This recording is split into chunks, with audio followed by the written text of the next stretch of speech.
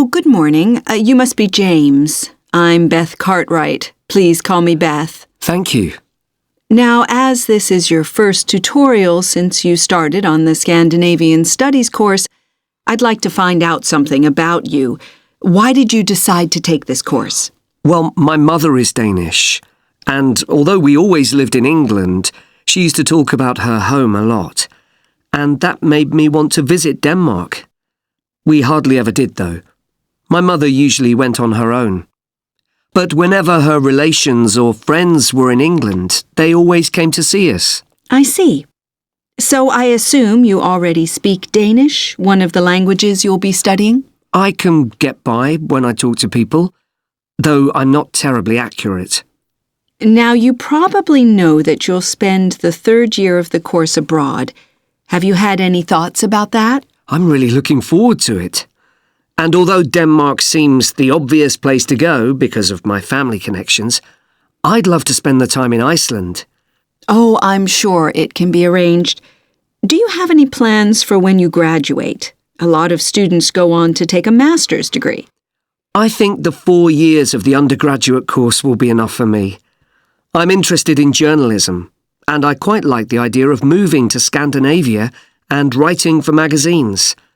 I'd find that more creative than translating, which I suppose most graduates do. Okay. Now, how are you finding the courses you're taking this term, James? Well, I'm really enjoying the one on Swedish cinema. That'll continue next term.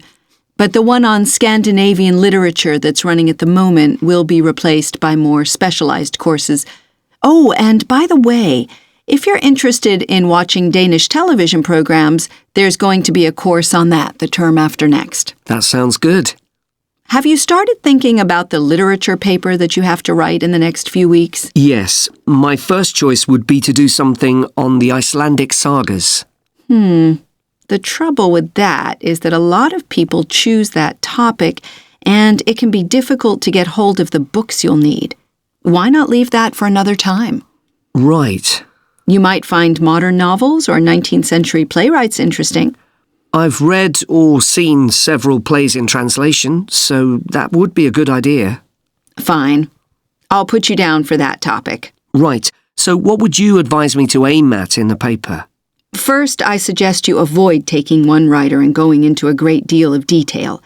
That approach certainly has its place, but I think you first need to get an understanding of the literature in the context of the society in which it was produced, who it was written for, how it was published, and so on.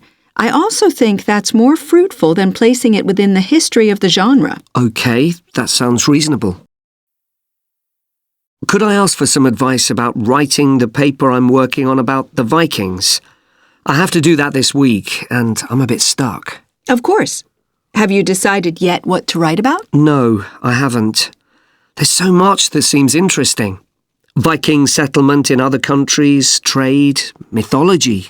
Well, what I suggest is that you read an assignment a student wrote last year, which is kept in the library. It's short and well-focused, and I'm sure you'll find it helpful. I'll give you the details in a moment. Textbooks usually cover so many topics, it can be very difficult to choose just one. Okay. I've got a DVD of the film about the Vikings that came out earlier this year. Should I watch that again? If it's the one I am thinking of, I'd ignore it. It's more fantasy than reality. But I've got a recording of a documentary that you should watch. It makes some interesting and provocative points, which I think will help you to focus your topic. Right. So then, should I work out an outline? Yes, just headings for different sections at this stage. And then you should start looking for suitable articles and books to draw on, and take notes which you organize according to those headings. I see. Then put short phrases and sentences as bullet points under each heading. Make sure that this skeleton makes sense and flows properly before writing up the paper in full. Okay. Thanks. That's very helpful.